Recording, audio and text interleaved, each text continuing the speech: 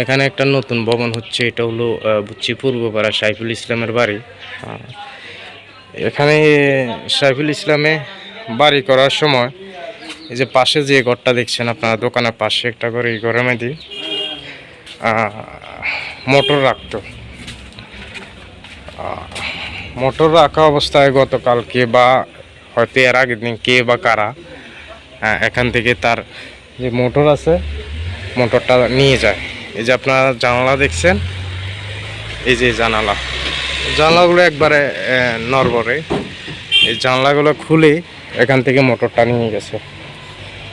মানে আমাদের এই এলাকার মধ্যে প্রায় এলোই আমার মনে 20টা মোটর চুরি হয়েছে, 20টা মোটর চুরি হয়েছে। এই যে দেখেন, মানে নীরব এলাকা। এখানে এই যে বিল্ডিংটা করছে, এই বিল্ডিংয়ে এখানে পানি দেওয়ার জন্য এখানে একটা মোটর বসে, সে মোটরটা কে বা কারা রাতের অন্ধকারে নিয়ে গেছে। তো আসলে আমরা এলাকায় যারা স্থানীয় নেতাকর্মী আছেন বা যারা এলাকায় দিক নির্দেশনা দেন, তাদের কাছে অনুরোধ রইল আপনারা এই বিষয়ে সবাই একটু সজাগ থাকবেন বা সবাই একটু জানাবেন। যে এই মোটর এই পর্যন্ত মনে হয় আমাদের পূর্বপাড়ায় 60-9 কাটালে কিছু জয়ীর একটা, গাজীর একটা, সাইফুলের একটা, তারপরে দিয়ে ওই বাসারের একটা, তারপর দিয়ে হজলের একটা, নুরুর একটা মোটর কিছু বাগানের হয় গরু খামারের।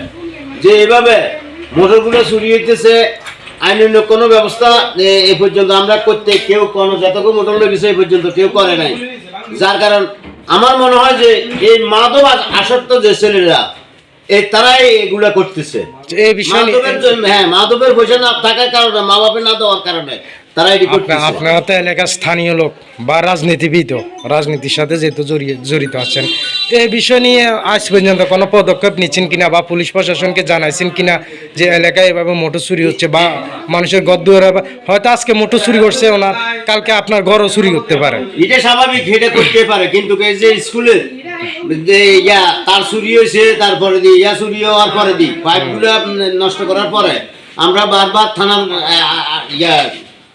হয়েছে, জিডি করা হয়েছে। এই পর্যন্ত লালমে থানা এবং বা বুঝছি কোনো প্লাস কেউ এইটার জন্য কোনো অ্যাকশন নেয় নয়। এখন এই বিষয় নিয়ে আমরা কারো কি আপনার সন্দেহ করেন মোটরটা নিয়ে গেছে যে যেহেতু সন্দেহ করেন কিনা কাউকে? বুঝছি সবাই আছে, গাঁজা মদ চলতেছে, চলতেছে, যে তারাই আমার মনে হয় যে এগুলো করতেছে। এবং প্রশাসনিক ভাবে আমি কার ছেলের নাম কুমুর, প্রশাসনিক ভাবে যারাই দোষী হয় তাদেরকে আইনের আওতায় নেওয়ার জন্য আমরা বিনীতভাবে অনুরোধ করলাম সবাইকে। ধন্যবাদ।